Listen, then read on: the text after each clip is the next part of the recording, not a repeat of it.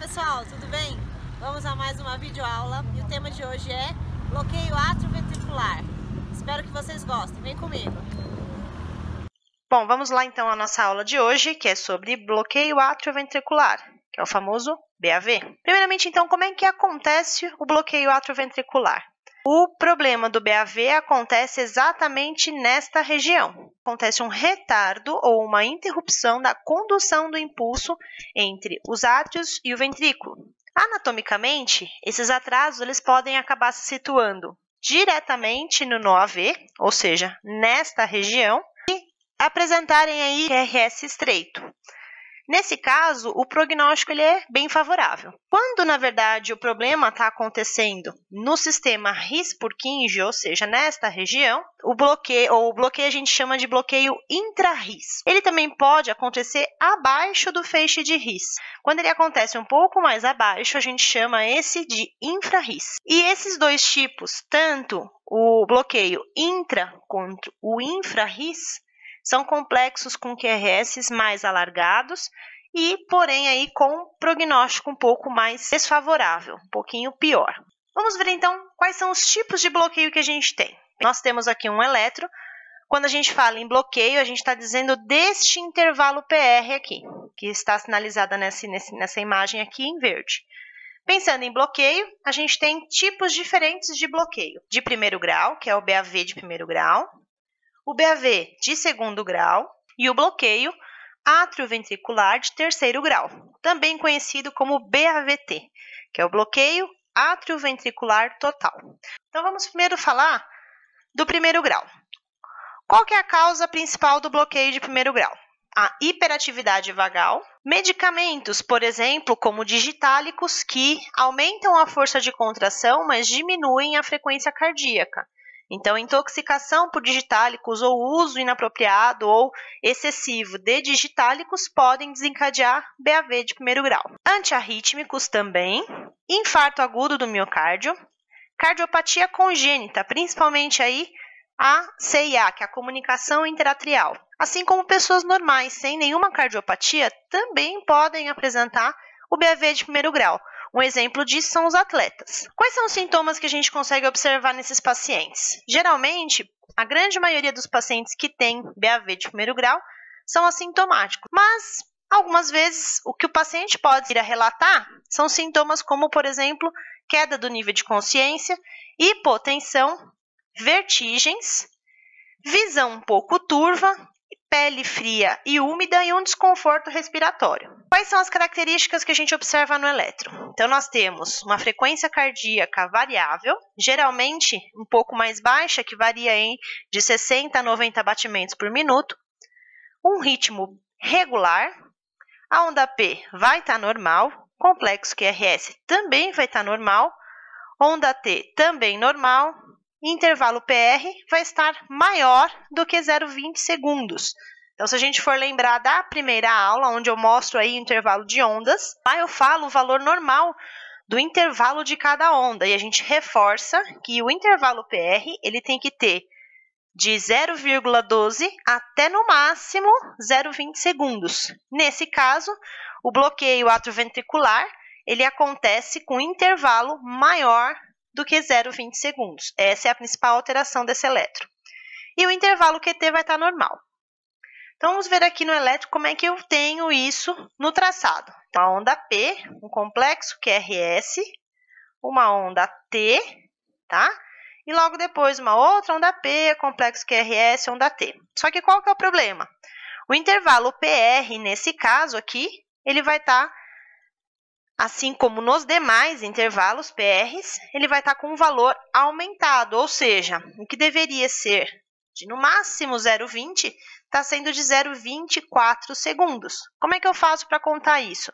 É só eu contar o número de quadradinhos. Então, a gente tem aqui 1, 2, 3, 4, 5, 6 quadradinhos pequenos. Se a gente for relembrar da primeira aula, cada quadradinho equivale a 0,04 segundos. Então, nós temos aqui 004, 008, 012, 016, 020, 024. Ou seja, o intervalo PR está aumentado. está maior do que o que deveria. O que isso representa para a gente, fisiologicamente falando?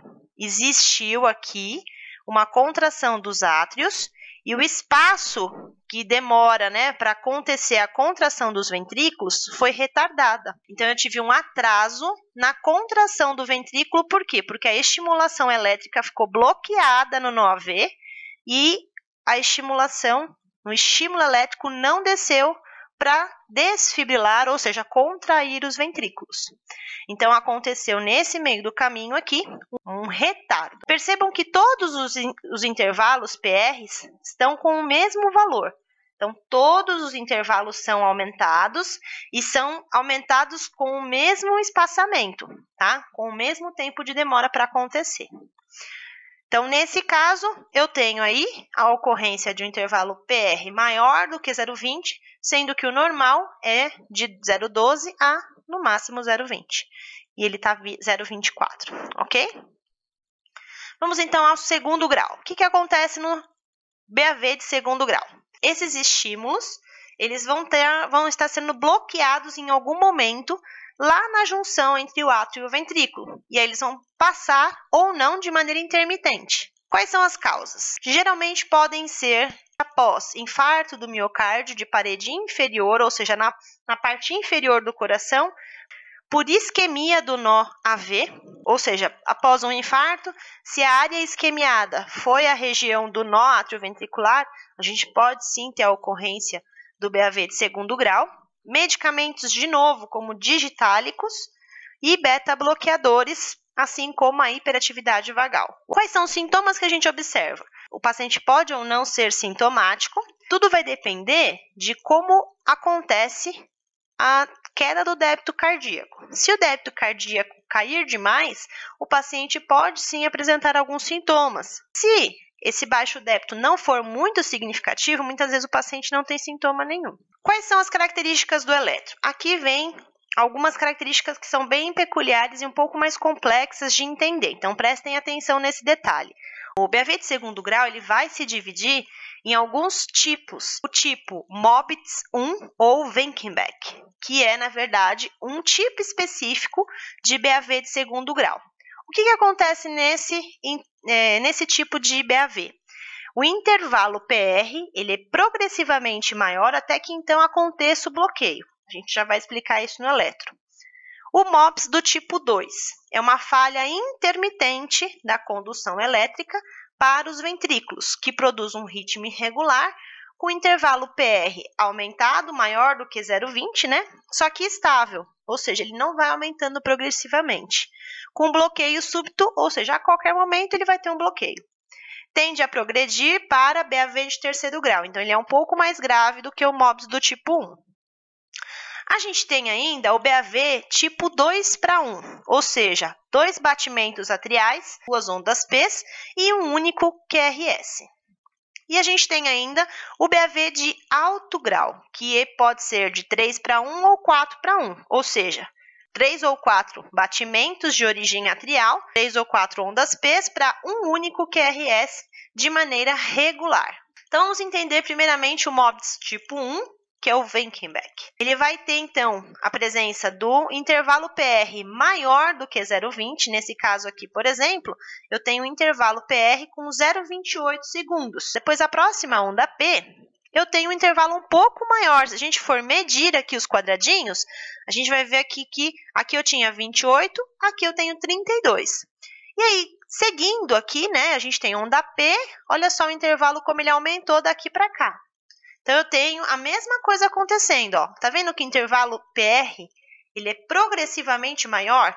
O tempo todo, quando eu produzo uma nova onda P, esse intervalo ele cresce. Até que, então, eu tenha, né, uma onda P, complexo QRS, onda T, e olha só o que apareceu aqui, uma onda P bloqueada, tá? Eu tenho a onda P sendo produzida, mas o retardo foi tão grande que o átrio contraiu de novo e não gerou o complexo QRS. Ou seja, ele espaçou demais, ele gerou o estímulo no átrio, mas o nó AV Estava tão lento, que não deu tempo dele liberar o estímulo para a contração dos ventrículos e já foi lançada uma nova onda de contração atrial. O nosso sinusal mandou uma nova onda e aconteceu que eu tive um bloqueio, então, nesse momento. Tá? Nesta ocorrência aqui, bloqueou. E isso vai se repetir, ó.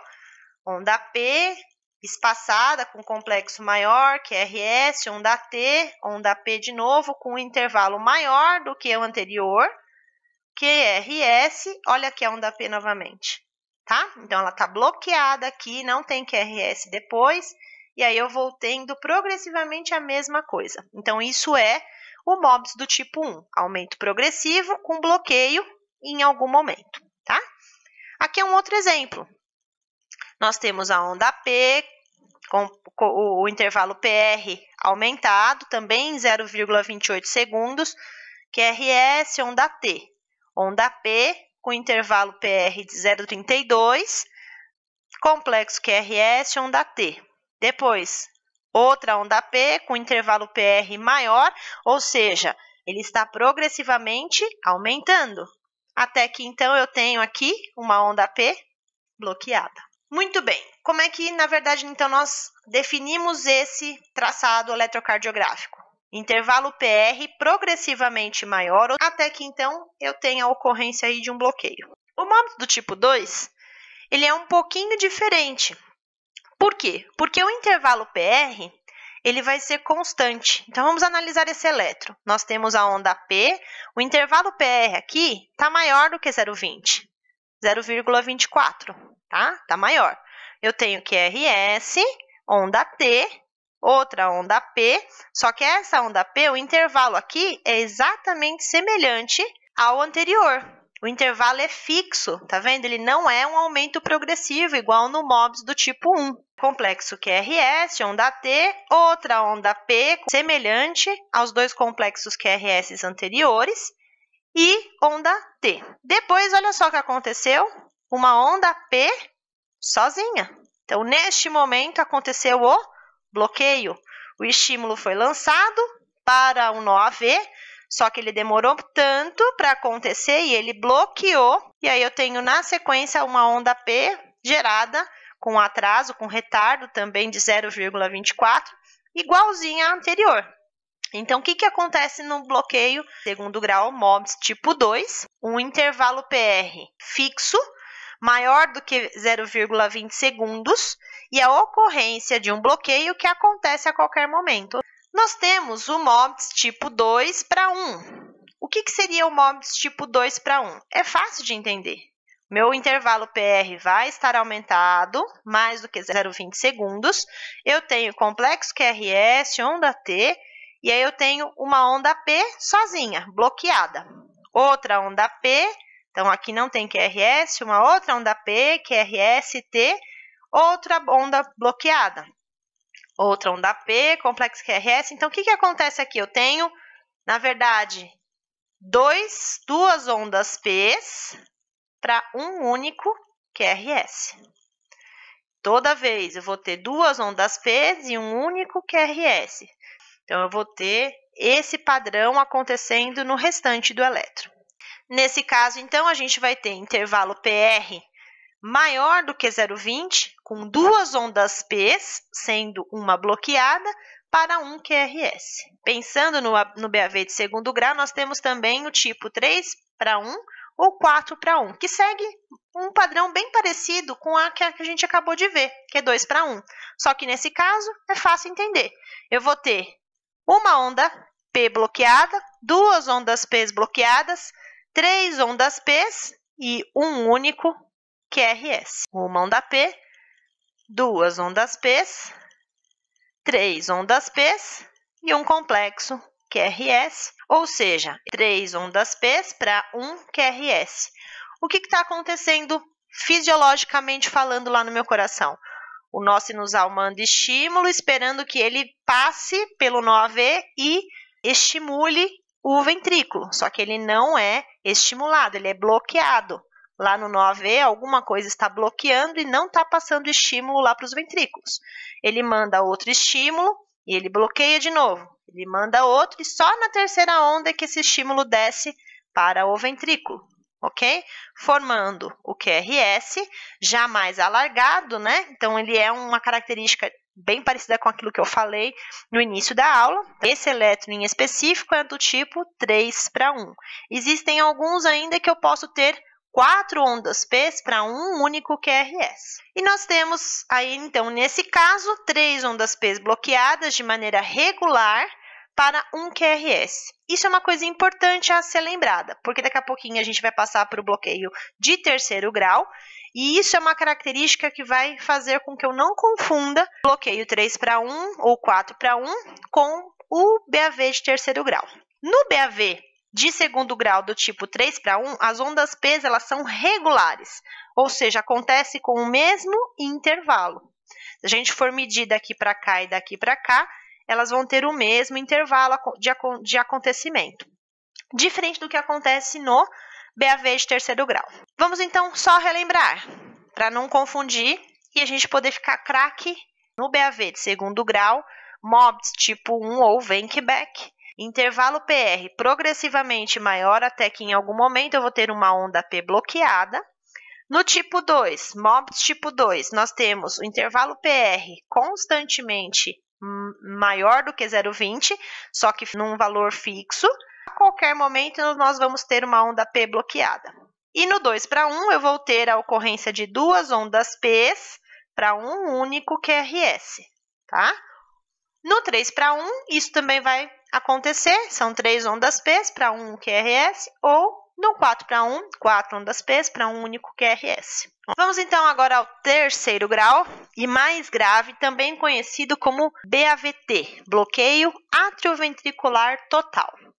Essa é uma arritmia mais perigosa, com uma possibilidade aí de evoluir para a sistolia ou para a fibrilação ventricular, porque ela ocorre quando nenhum dos impulsos provenientes lá do nó sinusal passa pelo nó AV. Todos eles, então, são bloqueados, e isso é muito perigoso. Por quê? Porque o ventrículo ele passa a ter estímulos provocados lá por focos ectópicos, por marcapassos ectópicos, que é uma via anormal de despolarização, de contração.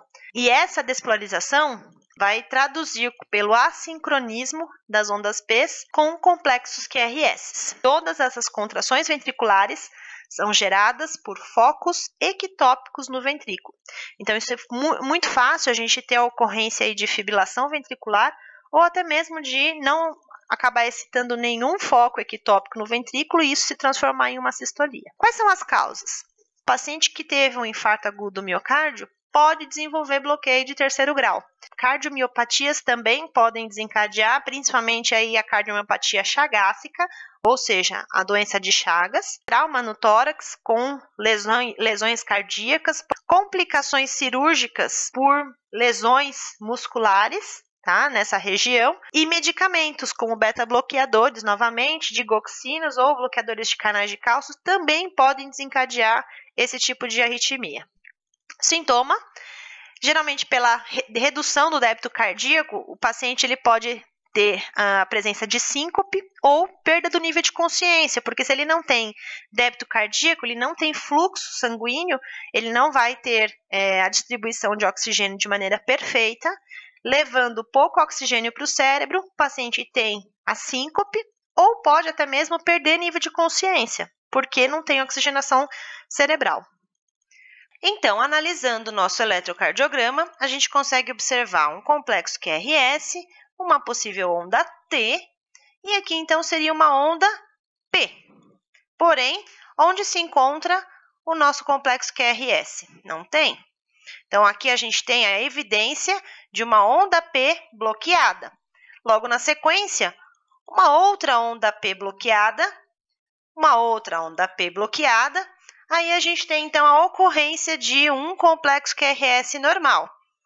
Logo na sequência, uma onda T, uma onda P bloqueada, outra onda P bloqueada, a ocorrência de um outro QRS. Mas qual que é o problema disso? Esses complexos QRS estão sendo gerados por focos ectópicos no ventrículo, justamente porque, após a contração atrial, nós não temos a ocorrência de um QRS normal, ou seja, após cada onda P, não existe a passagem do estímulo elétrico pelo nó AV para os ventrículos. Então, nós não temos um estímulo normal, uma via de condução normal para a ocorrência da contração ventricular. Como nós não temos uma estimulação, uma via de condução elétrica normal, nós podemos ter a ocorrência de focos ectópicos entrando em ação lá nos ventrículos, que pode dar origem às fibrilações ventriculares. Quando a fibrilação não ocorre, o que pode também acontecer é de por não ter estímulo no ventrículo, o paciente pode sim entrar em uma assistolia, justamente porque o estímulo gerado no átrio não é encaminhado para o ventrículo. O que então nós temos são a presença de ondas P independentes e dissociadas de QRS. Então, a gente consegue observar que não existe uma regularidade para a ocorrência desse bloqueio, as ondas P não têm uma regularidade, assim como a presença do QRS também não é regular, justamente porque o estímulo gerado para a ocorrência do QRS é gerado por focos ectópicos. Qual que é o tratamento que a gente dá? Imediatamente, esse paciente ele vai ter indicação direta de implante de marca-passo. Se for implante de marca-passo utilizado na urgência, a gente geralmente faz o uso do marca-passo transcutâneo. São placas que vão ser aderidas ao tórax e vão estimular o coração de acordo com a programação que eu estipulei no desfibrilador no modo marca-passo. De maneira mais tardia, em casos de emergência, então a gente pode programar a colocação do marca-passo transvenoso, que na verdade é um eletrodo de marca-passo colocado em um sistema venoso. Então, geralmente a gente implanta ou por veia subclávia ou por veia jugular. E esse eletrodo fica localizado dentro do átrio e estimulando o coração numa frequência pré-determinada com uma sensibilidade e um limiar de impedância pré-determinado. Isso vai variar de acordo com a frequência que o médico quer e que deseja manter esse paciente. No BAV de terceiro grau, a gente ainda tem como tratamento a administração de dopamina e a epinefrina nos casos de BAV de terceiro grau, que são casos mais graves. Bom, gente, por hoje é só. Espero que vocês tenham gostado. Se vocês gostaram, dê o like. Se inscreva no canal se você ainda não for inscrito. Não perdendo as próximas aulas. Para isso, então, acione o sininho para que você fique ligadinho aí nas próximas aulas, ok? Obrigada, gente. Até a próxima!